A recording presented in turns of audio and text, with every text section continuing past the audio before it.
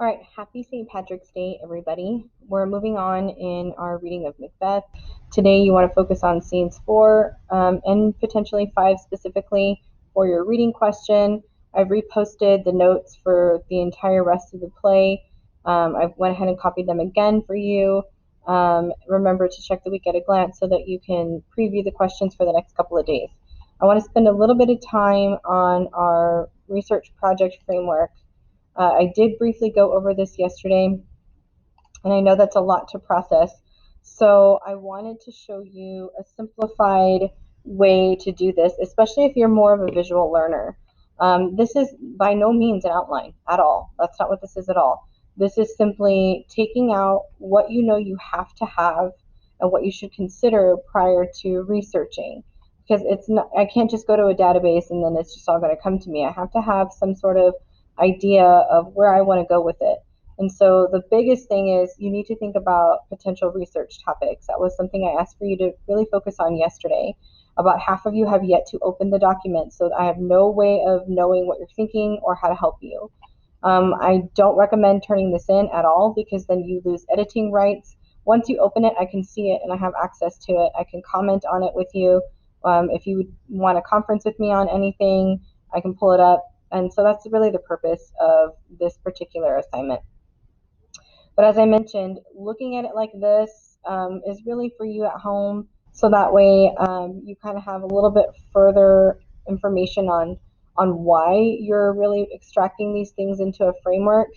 And so I want to show you, for me, I typed this based off of a visual that I came up with to help me wrap my head around what exactly I'm supposed to be doing in my research projects. So ultimately, I made a little bit of an inverted pyramid. I like this visual a lot, especially when I'm pre-writing anything, because it helps me kind of get the broad stuff out so that I can funnel into whatever the specific argument is that I need to have. And no matter what your paper is, whether it's something that has been written in 50 minutes or something that's going to take 5 weeks, you do have to take these broad generalities into something specific and situated, right? That's the sophistication point that a lot of you are still unsure about how to get. And a lot of us tend to not like to pre-write. We outline or we think we have to write paragraphs, and that's not the case. Honestly, if you just funnel it down, you just do the minimum. And so what's in black are the things that are on your framework, your topic, your character, your outside factors. What conversation or argument do you really want to enter? And then your real life examples that you want to compare. And so my thinking was I need to start with my topic for sure and figure out what I may or may not want to write about. So this is the paper that I want to write. And for me, the top 3 things I know that I probably have a lot to say about and I have a lot of freedom to work with would be social class and societal expectations, power, especially when it's not limited or regulated or unchecked, and then leadership and legacy.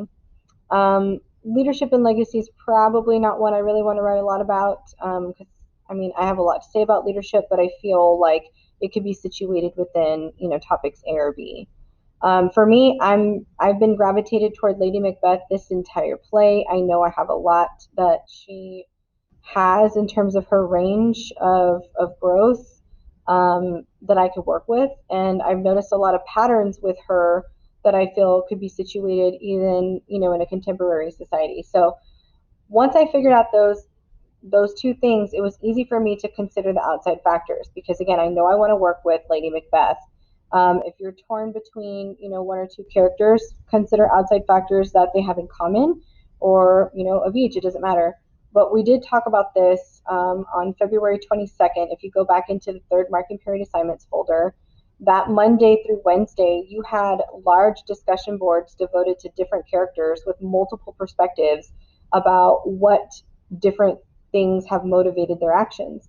And so I would really urge you to go back and look at that because a lot of people had really important things to say that might help you fill this out and kind of jog your thinking. And so we talked a little bit about feminism, especially with the time period with Lady Macbeth. We talked about religion and values, but I would argue I could throw in like the supernatural. Political expectations can fall under that umbrella. Social status, ambition and desire for power, and then systemic limitations, right? Limitations on a systematic level. And so with Lady Macbeth, we saw that with her gender. As a female, she had certain limitations on what she could do in terms of owning property, in terms of, climbing the hierarchical ladder. Her status was limited, but that was also the catalyst for wanting to be queen. And then within marriage, and all of these things are things now that I could talk about. There are systemic limitations with regard to gender and status in marriage. The systemic limitations right now, the big argument is, trans women in women's sports. We're really not talking about trans men in men's sports. It's really fixated on the female biology, which that's a systemic limitation that's affecting a lot of people. It's a conversation. There's systemic limitations within status, like your social media accounts, right? If you're going to Harvard, you probably should monitor your social media account, but if you're just going to go to community college, nobody cares. And so that's associated with your status, right? You have to behave in certain ways depending upon where you fall in society. And same thing with marriage. When you're married, there are certain things that legally can and can't happen. Some people cannot legally get married, right? That's a systemic limitation for some people. And so I feel like talking through this, I really want to talk about societal expectations and limitations, like within, institutions. And that's a big, broad concept. So I still got to play around with it and figure out what I want to say, which is why I haven't filled in that part of the conversation yet. I need to think about it a little bit more.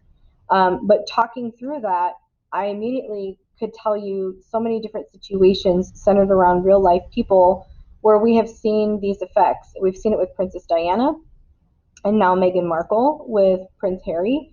We've seen it with Jacqueline Kennedy Onassis, who was the wife of JFK. She sat next to him while he was assassinated, and we don't know her story. We don't study what happened to her in history. And I feel like that's a perspective that was missed and, I think cascaded, a lot of other issues with prominent women in certain positions that we don't know how to navigate, we don't know how to take care of. And that brings me to Britney Spears. If you saw the little specials, like the New York Times presents on Hulu or something, I think it's called Framing Britney Spears, but man, it was powerful about, kind of her fall from grace and really how much of it really was her own doing and how much of it was the outside factors that caused it, which brings me to Lady Macbeth, right? She did make choices, but how much of those choices would have been made if some of these factors would have been different? And that's really what the goal is. The goal is not a character analysis. The goal is what's a situation or a concept or a topic that I've seen patterns of, right? Obviously, I've seen patterns in Macbeth and elsewhere that I feel is a gap in the conversation. You're not arguing to win anything. An argument doesn't have to be confrontational. It's simply, here is something that we should probably talk about, or maybe we're only talking about this side of it, but maybe if we think about this side of it, maybe here's the potential for what we could do, or here are patterns that we're not addressing. We shouldn't be surprised when these things happen because they've been patterns.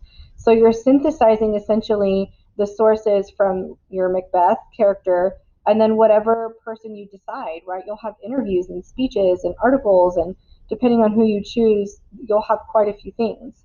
I know that there's conversations about, well, what if I do something general? Because like everybody wants to do like Macbeth and Hitler or something like that. And there's nothing wrong with that, but what's your edge, right? Okay, they're like tyrant leaders, or they're dictators and they're consumed with their own agendas, but like who isn't? What new are you going to bring to the table that's going to move that conversation forward? And so again, you don't have to have it all figured out, but I do want you to start thinking about these things, and I want to see your thinking on paper. So if you would like to try this particular strategy with the inverted pyramid, do it. Draw it on paper, take a picture of it. You can upload it to the document instead of filling it out.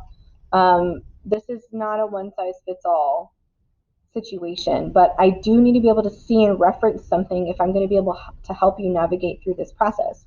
So for today, if you have yet to open this document, you need to, and I need to see some sort of evidence of your thinking. If you're planning on drafting it out on paper, which I always recommend handwriting everything right now, you can just give me a little comment that you're doing this on paper, and you'll give me a picture later or whatever, but open it. There should be evidence that you're doing something, because I'm literally only asking you minimal questions over like 1 or 2 scenes, when I know for a fact in your other AP classes you have hours worth of reading, so my request is not unreasonable.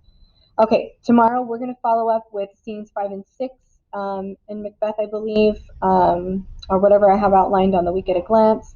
And your question is already there for you to preview for tomorrow. And then I will give you my completed framework with the section about how I'm going to move the conversation forward.